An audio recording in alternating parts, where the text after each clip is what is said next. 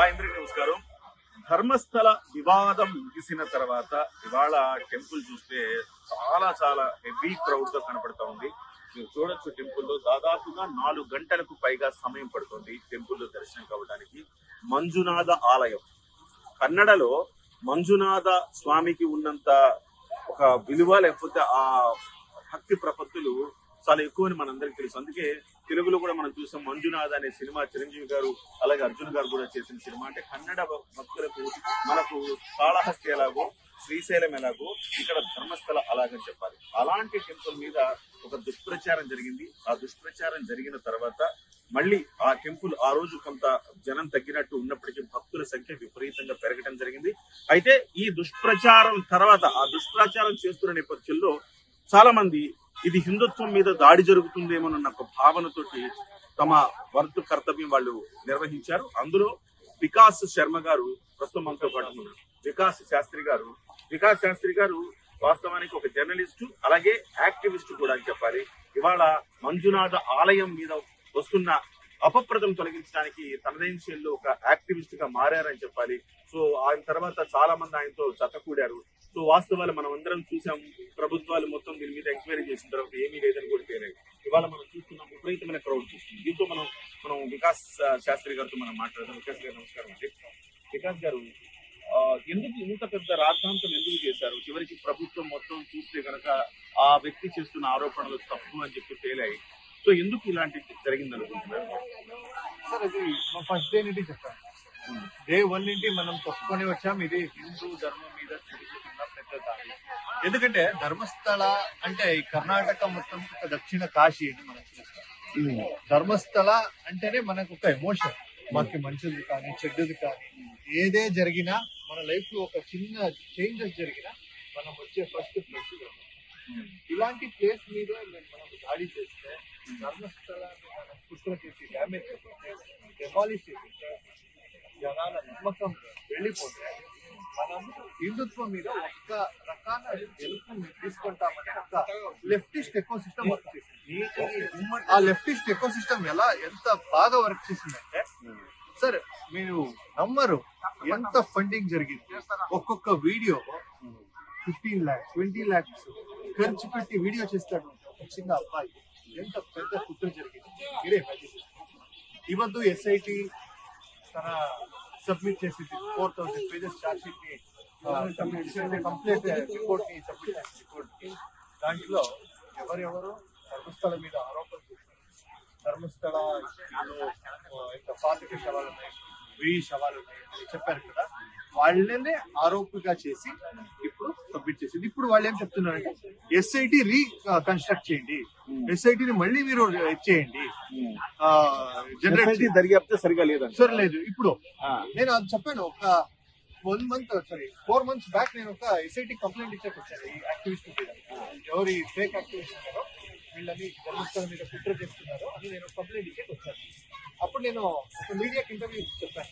చూడండి, వీళ్ళు ఒక్కరోజు చెప్తారు ఎస్ఐటి డీల్ అయ్యింది, ఎస్ఐటి షూట్ కేసు వెళ్ళింది, ఎస్ఐటి కిరణ్ టీవీలో కూడా మీరు మాట్లాడారు. అప్పుడు కూడా అన్నారు, ఆ మాట అన్నారు. అంటే దర్యాప్తులో వాస్తవాలు తెలుస్తాయి, తెలిసిన తర్వాత ఆటోమేటిక్ ఇలాంటి ఆరోపణలు కూడా చేస్తారనేది మీరు చెప్పారు. సార్ ఇప్పుడు ఇంత రష్ ఉంది అంటే జనాలు. సార్ ఇప్పుడు రష్ గతంలో కొంత ఆరోపణలు ఇచ్చినప్పుడు కొంత తగ్గింది అన్నారు నిజమేనా? ఆ టైంలో కొంచెం తగ్గింది. అంటే ఎమోషన్. ఒక అమ్మాయి పేరు చెప్పిన ఒక అమ్మాయికి అన్యాయం జరిగింది, hundreds of రేప్స్ జరిగింది. వికాస్ గారు, కొన్ని కేసులు సరే, hundreds of రేప్స్ అనేది పక్కన పెడతాం, కొన్ని కేసులు ఉన్నాయి కదా. ఆ కొన్ని కేసులు నిజమంటారా వికాస్ గారు? అంటే ఆ సంఘటన తర్వాత పోలీసుల దర్యాప్తులో ఇలా తేలింది, ఓకే. కానీ చాలా పెద్ద ఎత్తున స్ప్రెడ్ అయింది. పెద్ద ఎత్తున ఎంత స్ప్రెడ్ అయిందంటే ఇప్పుడు వాస్తవాలు కూడా అంత స్ప్రెడ్ కాదా? అంత స్ప్రెడ్ అయింది. అయితే భక్తుల విశ్వాసం నెగిటివ్ అట్రాక్షన్ అని చెప్తారు. నెగిటివ్ చాలా వేగంగానే ఫాస్ట్ గానే స్ప్రెడ్ అయిపోయింది. కానీ ఇప్పుడు ఈ రష్ చూస్తుంటే మనకి ఇక్కడ వాళ్ళకి భక్తి ఎక్కువైంది తప్ప వీళ్ళు చేసిన కుట్ర వాళ్ళకి తెలిసింది తప్ప వాళ్ళకి తక్కువైంది అని నాకేం అనిపించట్లేదు. ఇక్కడ ఒక 1000 మంది. వికాస్ గారు, భక్తుల్లో విశ్వాసం ఏమైనా సన్నగిలిందంటారా? సార్, భక్తుల్లో ఏ మార్పు రాలేదు. ఇప్పుడు ಇವಾಗ ಲೋಕಲ್ ಭಕ್ತರು వచ్చేసారు ಸರ್ ಬನ್ನಿ ಇಲ್ಲಿ ಒಂದು ನಿಮಿಷ ಏನು ಅನಿಸುತ್ತೆ ಸರ್ ಅದೇನೆ సనాతన ధర్మ సంస్కృతి నడితే తెలుగు గురించా తెలుగులో మాట్లాడితే సనాతన ధర్మం ನಾನು ಬೆಂಗಳೂರಿಂದ ಬಂತು ಅದಕ್ಕೆ నేను బెంగళూరు నుంచి వచ్చాను సాఫ్ట్వేర్ ఇంజనీర్ అక్కడ ఇప్పుడు ఇంతన్నీ జరిగింది ఇక్కడ ధర్మస్థలాల్లో వెయ్యి సవాలు ఉన్నాయి అవన్నీ కాన్స్పిరసీ థియరీ అని నేను బిలీవ్ చేస్తున్నాను ಇವತ್ತು ధర్మస్థలానికి వచ్చిన రీజన్ ఏంటి ಮಂಜುನಾಥ అంటే మాకు చాలా ప్రీతి ಅప్పుడు వస్తుంటారు ನೀವು ತೆಲುಗುನಾ ಕನ್ನಡ ನಿಮ್ಗೆ ಏನು ಅನ್ಸುತ್ತೆ ಇದೆಲ್ಲ ಇಷ್ಟೆಲ್ಲ ಆದ್ಮೇಲೆ ಪ್ರೊಪಗಂಡ ಏನ್ ಪ್ರೊಪಗಂಡ ಪ್ರೊಪಗಂಡ ರನ್ ಮಾಡ್ತಿದ್ದಾರೆ ಲೆಫ್ಟ್ ಈಗ ನಿಮ್ಗೆ ಭಕ್ತಿ ಕಮ್ಮಿ ಆಯ್ತಾ ಇಲ್ಲ ಮಂಜುನಾಥ ಕಡಿಮೆ ಆಗ್ಬೇಕು ಮಂಜುನಾಥ ಸ್ವಾಮಿ ಅವರು ನಮ್ಗೆ 2ನೇ ಮಂಜುನಾಥ ವೀರೇಂದ್ರ ಹೆಗ್ಗಡೆ మాట్లాడే మంజునాథుడు అంటే అంత కానీ వీరేంద్ర హెగ్డే గారి మీద విపరీతమైన ఆరోపణలు వచ్చాయి. వీరేంద్ర హెగ్డే గారిని చాలా బ్యాడ్ చేస్తూ ఆరోపణలు వచ్చిన ఆడపిల్లల విషయంలో అట్లా మాట్లాడుతున్నారు. చూడండి వాళ్ళని ఇక్కడ కాబందరు అని పిలుస్తారు. కాబందరు అంటే ఊరికి పెద్ద ఆయన అంటారు. అలా అండి ఇక్కడ కాబందరు లోకల్ లాంగ్వేజ్ లో పిలుస్తారు. వాళ్ళు దాన్ని కామాంద అని చెప్తారు. ఎవరు ఈ ఫేక్ యాక్టివిస్ట్ అంటే ఆయన మీద ఒక బ్యాడ్ ఇమేజ్ వచ్చేస్తే ఇప్పుడు వాళ్ళు రాజ్యసభ ఒక పొలిటికల్ గా కూడా వాళ్ళకి ఒక ఎనిమీస్ ఉంటారు. వాళ్ళని రాజ్యసభ ఎంపీ ఏమి వాళ్ళు బీజేపీకి జాయిన్ అయ్యారు అని చేయలేదు. వాళ్ళు చేసిన సర్వీస్ కోసం వాళ్ళని చేస్తారు. కానీ బీజేపీ పార్టీ చేసింది అనేది ఒక ప్రాబ్లం. వాళ్ళు ఏమైనా రాజ్యసభ ఎంపీ కాకుండా ఉంటే ఇంత పెద్ద ఇష్యూ అయ్యేది కాదు. ఇది ఒక్క మేము హెల్ప్ చేస్తాం. నేను అప్పుడు చెప్పాను మీకు లాస్ట్ వాళ్ళ టెంపుల్ కి లాస్ట్ 4 years 863 crores ఖర్చు పెట్టారు. అంటే హిందూ టెంపుల్స్ కి రీకన్స్ట్రక్షన్ చేసేదానికి. అంటే ఎక్కడైనా వచ్చి ఇప్పుడు ఎగ్జాంపుల్ మీకు ఒక రియాలిటీ చెక్ చేసేద్దామంటే ఒక లెటర్ వద్దాం ఇప్పుడు వేసేద్దాం మీకు 15 days ఫోన్ వస్తుంది. ఇక్కడ ధర్మస్థానం నుంచి ఫోన్ వస్తుంది. ఎక్కడ టెంపుల్ కన్స్ట్రక్షన్ చేస్తున్నారో మన టీం వస్తుంది వెరిఫై చేస్తారు. ఎంత 860 కోట్ల రూపాయలు ఖర్చు పెట్టారా 4 years టెంపుల్స్ కోసం. మరి హిందూ టెంపుల్స్ ని రీకన్స్ట్రక్షన్ చేస్తారు. అంటే సనాతన ధర్మం కోసం చాలా మంచి పని చేస్తున్నారు. ఆయన జైన్ ఇస్లాంలో జైన్ కాబట్టి మంజునాథ స్వామి కూడా పూర్తి చేసిన రైట్స్ ఇది ఒక పెద్ద కుట్రలా చేసి కొంత ధర్మస్థలాన్ని ఇలాంటి పరిస్థితికి తెచ్చారు. ఎస్ఐటి ఒక మంచి రిపోర్ట్ ఇచ్చింది. ఇప్పుడు ఎస్ఐటి మీద పాపం వాళ్ళు ఆయన వీరేంద్ర హెగ్డే గారు ఎవ్రీడే ఆయన ఎవరికి కష్టం వచ్చిందన్నా కూడా చేస్తారు. మొత్తం క్యూ చూసారు, పెద్ద క్యూ చూసారు. సో ఏంటి క్యూ అంటే వీరేంద్ర హెగ్డే గారు మనకి ఆయన సహాయం కోసం వచ్చామని చెప్పారు. దాన్ని కైదానం అంటారు. అంటే మన చేతులతో వాళ్ళు చేసే దానం. ఇక్కడ ఒక 10 years బ్యాక్ నేను వినిన స్టోరీ. ఎవరో వచ్చారంట, వచ్చి వెళ్ళేదానికంటే వాళ్ళ ఊరికి రిటర్న్ వెళ్ళేదానికి వాళ్ళ దగ్గర డబ్బులు లేవు. అక్కడ వెళ్ళి వీరేంద్ర హెగ్డే గారు కూర్చుకున్నారు. నాకు ఊరికి వెళ్ళేదానికి డబ్బులు లేవు, ఇక్కడేమో చేప అని మీరు ఇచ్చారు, నేను ఇక్కడ చేశాను, నాకు ఇప్పుడు డబ్బులు లేవు, నేను 700 rupees 10 years బ్యాక్ ఒక చీటీ మీకు రాసి ఇచ్చేస్తాను. అక్కడ ఒక ఆఫీసర్ వాళ్ళు ఇలా ఆ నంబర్ రాసిస్తే ఆ నంబర్ అమౌంట్. అలాగే సేమ్ ఎవరో మెడికల్ ట్రీట్మెంట్ చేస్తారు, తల్లికి ఇలా అయ్యింది ఏదైనా హెల్ప్ చేయండి, ఇమీడియట్ ఒక అమౌంట్ రాసిస్తారు. వాళ్ళ మనసుకి వాళ్ళ చేతిలో ఏమవుతుందో దాన్ని రాసిస్తారు. అది ఒక చేయిదానం అంటే కైదానం అని కన్నడ. ఎవ్రీడే డైలీ ప్రాసెస్ లో వాళ్ళు చేసేలాంటి పని ఇది. ఇంకొకటి వాళ్ళు అభయదానం అని చేస్తారు. అంటే కొందరికి డబ్బులు అవసరం ఉండదు, వాళ్ళకి ధైర్యం అంతే కాదు, దాన్ని అభయం ఇస్తాం వాళ్ళు, దానికేం అయ్యలేదు వీళ్ళు చేపిస్తారు. ఇంకొకటి దీన్ని కోర్ట్ అంటే కోర్టు మనకి సుప్రీం కోర్ట్ ఎలాగో ధర్మస్థల కూడా అలాగే ఉంటుంది. నాకు రీసెంట్ గా ఒక యాక్టివిస్ట్, చాలా ఫేమస్ యాక్టివిస్ట్ కర్ణాటకలో ఎవరో మాట్లాడుతూ ఇప్పుడు యోచన వస్తుంది. వాళ్ళు చెప్తారు న్యాయ తీర్పులు ఇచ్చిన క్షేత్రానికి ఇవ్వద్దు, అన్యాయం క్షేత్రం అని పేరు వస్తుంది, ధర్మస్థలాన్ని అధర్మస్థల అంటున్నారు. ఇక్కడ వచ్చిందా ఇక్కడ ఒక ట్రూత్ గాడ్ కూడా ఎవరు ఉన్నారు, అన్నప్ప స్వామి. Supreme of Dharmasthala. సరే, అంటే కాణిపాకం వెళ్తాం కదా మనం, కాణిపాకం వెళ్ళినప్పుడు సత్య ప్రమాణం అని చేస్తాం కదా, అట్లా ఇక్కడ కూడా ఒక అన్నప్ప స్వామి అని ఉంటారు. ఇక్కడ కూడా వాళ్ళు నిజమే చెప్పాలన్నమాట. అలాంటి ఇప్పుడు మీరు తీర్పులు ఇస్తారు అంటే నాకు గుర్తు. కరెక్ట్. అన్నప్ప స్వామి నేను ఒకటి ఇన్సిడెంట్ చెప్తాను.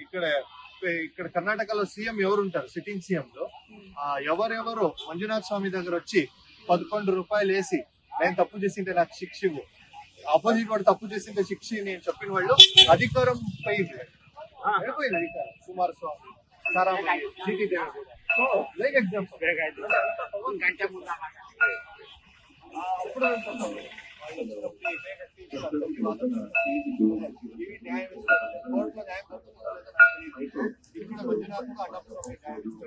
కరెక్ట్ గా క్యాలిక్యులేటెడ్ గా ఇస్తారు. ఫైనల్ క్వశ్చన్ వికాస్ గారు, కొన్ని అంటే మీరు చెప్పిన 100 మందిని రేప్ చేసి చంపేశారు, పూడ్చిపెట్టారు అన్ని అంటే అది వినటానికి చాలా జుగుప్సాకరంగా ఉందన్నమాట. ఎందుకంటే ఇంత మరి దారుణం ఆ సినిమాల్లోనే చూస్తాం కదా ఇలాంటి సంఘటనలు, ఇలాంటివి జరిగే ధర్మస్థలం అని చెప్పేసి ఇతర రాష్ట్రాల్లో ఉండే జర్నలిస్టులు నాలాంటి వాళ్ళు కూడా నిజమేనేమో మరి ప్రభుత్వాలు ఎందుకు మిన్నకుండిపోయినాయని చెప్పి ఆలోచించాము. తర్వాత ప్రభుత్వం దాని మీద చర్యలు తీసుకున్నది ఓకే, కానీ కొన్ని సంఘటనలు ఓ పెద్ద సౌందర్య సంథింగ్ సౌజన్య ఇలాంటి ఒక 3-4 సంఘటనలు ప్రత్యక్షంగా చెప్తా ఉంటారు కదా. ఒక అమ్మాయి ఎవరు డాక్టర్ చదువుతూ తప్పిపోయింది, తర్వాత కనపడలేదు, వాళ్ళ అమ్మ వచ్చి ఇక్కడ కేసు పెట్టింది. అది Sujatha Bhat is fake candidate అని అదే తనే ఒప్పుకొస్తుంది.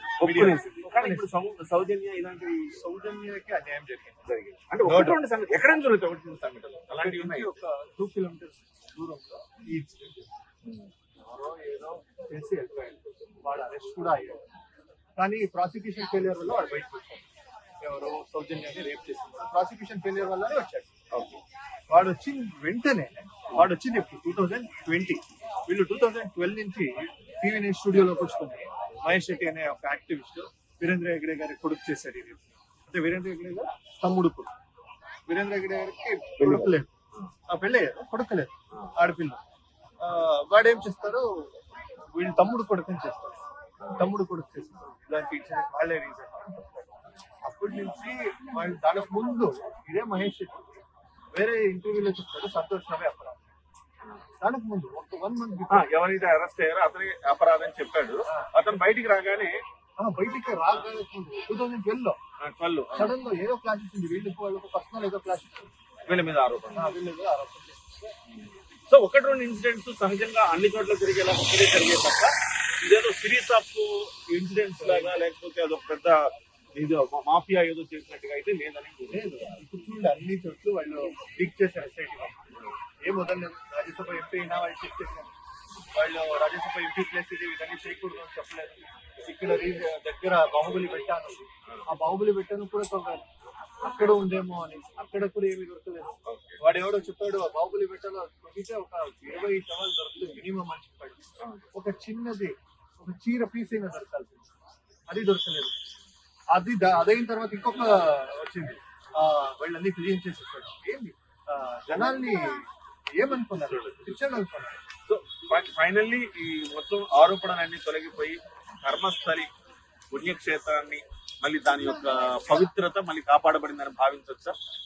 అది ఇప్పుడు ఇచ్చేసాడు. కోర్టు లో రావాలంటే ఎస్ఐటీ క్లియర్ గా చెప్పింది వీళ్ళే ఆరోపీలు షడ్యంత్రం చేశారని.